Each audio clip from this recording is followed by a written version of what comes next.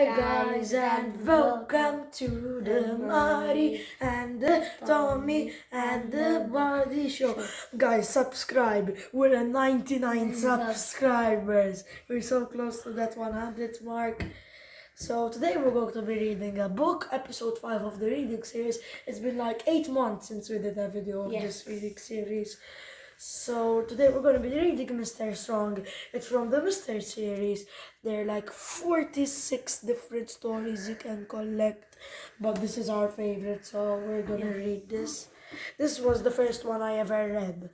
So let's get started. As usual, page me, page you. So who's going to start? Let me start. Okay. Get close to the camera so the guys can watch. Go on your bed.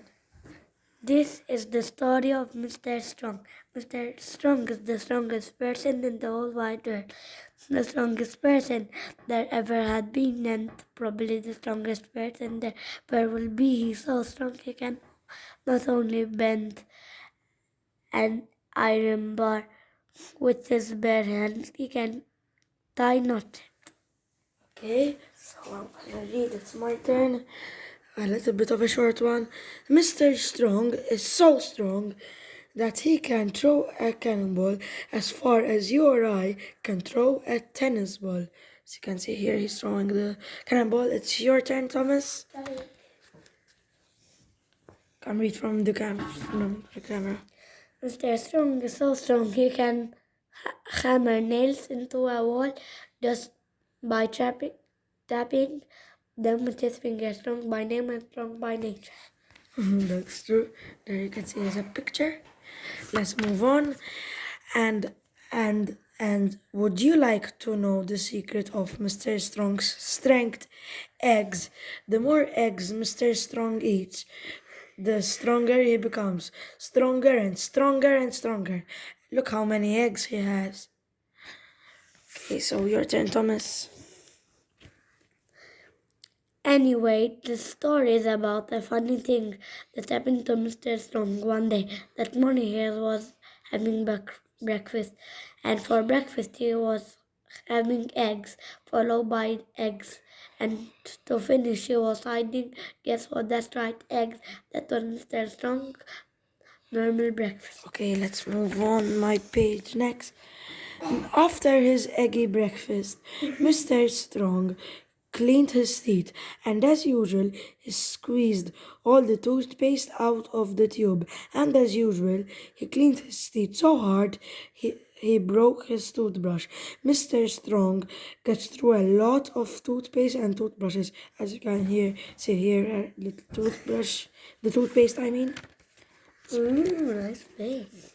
After that, he decided to take a walk. He put on his hat and opened the front door of his house. Gosh, what a beautiful day, he thought to himself. And stepping outside his house, he shut his front door. Bang! The door fell of its hinges. Mr. Strong gets through a lot of front doors. Okay, so that must be expensive. Yeah. Then Mr. Strong went for his walk.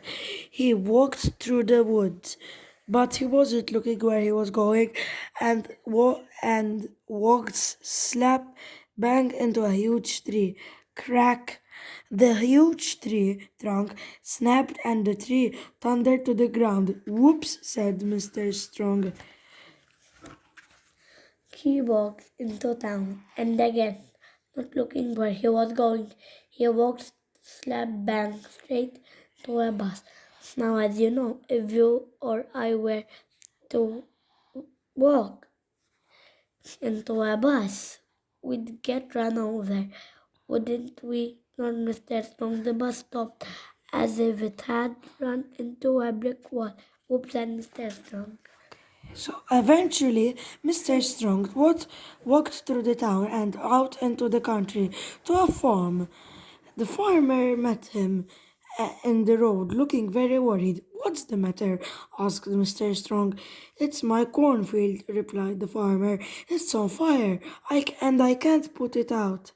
Mr. Strong looked over the hedge, and sure enough, the cornfield was blazing fiercely. Water, said Mr. Strong. We must get water to put out the fire. But I don't have enough water to put a whole field out, cried the worried farmer, and the nearest water is down at the river, and I don't have a pump. Then we'll have to find something to carry the water, replied Mr. Strong. Is that your barn? He asked the farmer, pointing to a barn in another field. Yes, I was going to put my corn in, said the farmer, but can I use it? Asked Mr. Strong. Yes, but, replied the perplexed farmer. Mr. Strong walked over to the barn and then, do you know what he did? He picked it up. He actually picked up the barn. The farmer couldn't believe it.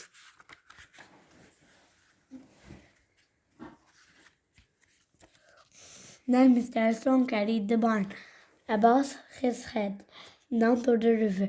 Then he turned the barn upside down.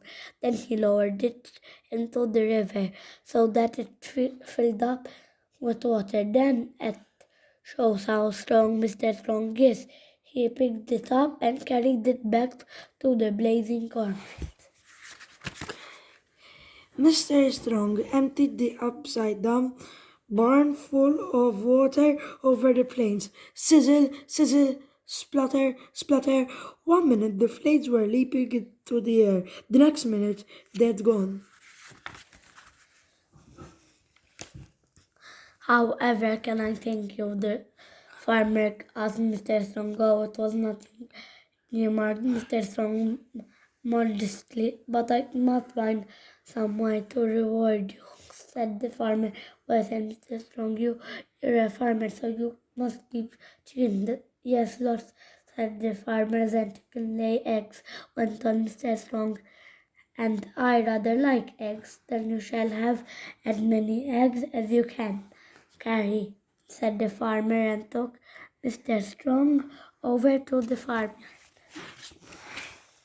Mr. Strong said goodbye to the farmer and thanked him for the eggs, and the farmer thanked him for helping.